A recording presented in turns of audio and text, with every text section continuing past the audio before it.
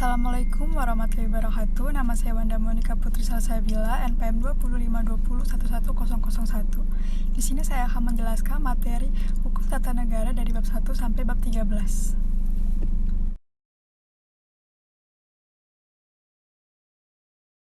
Salah satu cabang ilmu hukum yang secara khusus mengkaji persoalan hukum dalam konteks kenegaraan. Hukum tata negara dalam artian sempit yaitu hukum yang mengatur hubungan antara lembaga negara yang berlaku pada waktu tertentu, misalnya seperti hukum positif dari suatu negara. Kemudian, hukum tata negara dalam artian luas yaitu hukum yang mengatur struktur kelembagaan suatu badan, misalnya hukum administrasi negara atau hukum tata usaha negara atau hukum tata pemerintahan. Selanjutnya, di dalam hukum tata negara terdapat sumber hukum tata negara. Dalam sumber hukum tata negara ini, kita bagi penjelasan ilmu hukum sebagai berikut. Ilmu hukum atau kurjon, yaitu ilmu pengetahuan yang mencakup dan membicarakan segala hal yang berhubungan dengan hukum. Dan sumber hukum itu sendiri dapat diartikan sebagai berikut. Sumber hukum adalah segala sesuatu yang menimbulkan aturan-aturan yang mengikat dan memaksa, sehingga apabila aturan-aturan ini dilanggar, akan menimbulkan sanksi yang tegas dan nyata bagi pelanggarnya. Dalam hukum tata negara ini biasa dikenal sebagai konstitusi, yang berarti membentuk suatu negara atau menyusun dan menyatakan suatu negara yang mengandung permulaan dari segala peraturan mengenai suatu negara. Kemudian adanya sejarah ketatanegaraan. Yang pertama, proklamasi kemerdekaan, yang kedua, arti proklamasi kemerdekaan, dan yang ketiga, lahirnya pemerintahan.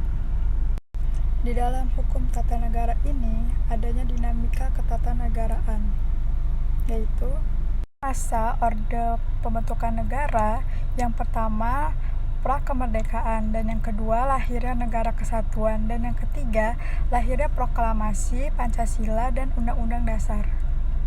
Selanjutnya, pada masa Orde Gejolak, yang pertama pada era federalisme dan yang kedua kembali ke bentuk kesatuan.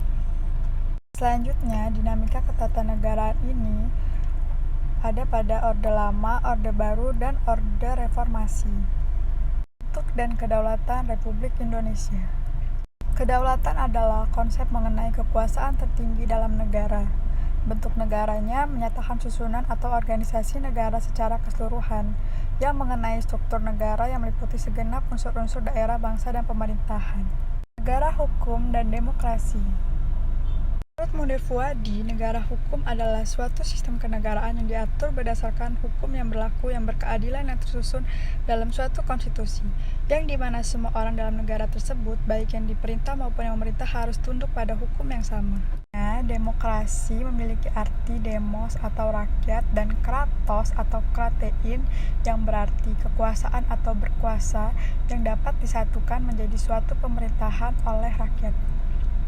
Pada praktiknya ada bermacam-macam demokrasi, yaitu demokrasi konstitusional, demokrasi parlementer, demokrasi terpimpin, demokrasi Pancasila, demokrasi rakyat, demokrasi Soviet, dan demokrasi nasional. Terdapat dua kelompok aliran demokrasi yang paling penting, yaitu demokrasi konstitusional, yang apabila pelaksanaan demokrasi dalam suatu negara menghormati dan melaksanakan keberadaan hukum yang ada.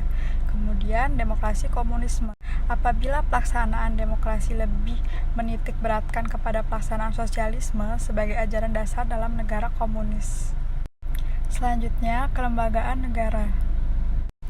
Pada kelembagaan negara ini, kekuasaan pemerintahan negara diatur dalam bab 3 pada UUD 1945 dari pasal 4 sampai pasal 15 UUD 1945 yang merumuskan kewenangan-kewenangan dasar tentang kekuasaan pemerintah.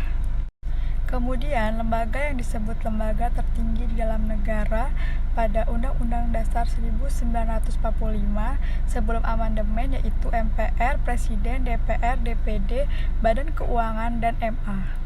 Selanjutnya, di dalam pemerintahan daerah terdapat desentralisasi, yaitu melepaskan diri dari pusat. Sarun Dajang mengatakan ada 4 bentuk desentralisasi, yaitu desentralisasi menyeluruh, sistem kementerian, sistem ganda, dan sistem administrasi terpadu. Selanjutnya, kewarganegaraan dan keimigrasian. Salah satu syarat berdirinya suatu negara yaitu adanya rakyat atau penduduk yang tinggal di suatu wilayah tertentu yang hubungannya dengan negara disebut warga negara. Dalam hukum tata negara, kita dapat mempelajari hak asasi manusia. Hak asasi manusia ini adalah hak yang seharusnya diakui secara universal sebagai hak yang melekat pada manusia, karena hakikat dan kodrat kelahiran manusia ini sebagai manusia. Dalam hak asasi manusia ini memiliki dua dimensi, yaitu dimensi moral dan dimensi hukum. Kemudian, sejarah perkembangan hak asasi manusia ini dimulai dari mendapatnya piagam hak asasi manusia dari masa ke masa, yaitu Piagam Madinah, Magna Carta, Bill of Rights dari Inggris, dan lain-lain. Selanjutnya, adanya lembaga perwakilan. Menurut Undang-Undang Dasar 1945, lembaga perwakilan yang ada di Indonesia yaitu MPR, DPR, dan DPRD. Selanjutnya, saya akan menyimpulkan materi dari hak asasi manusia.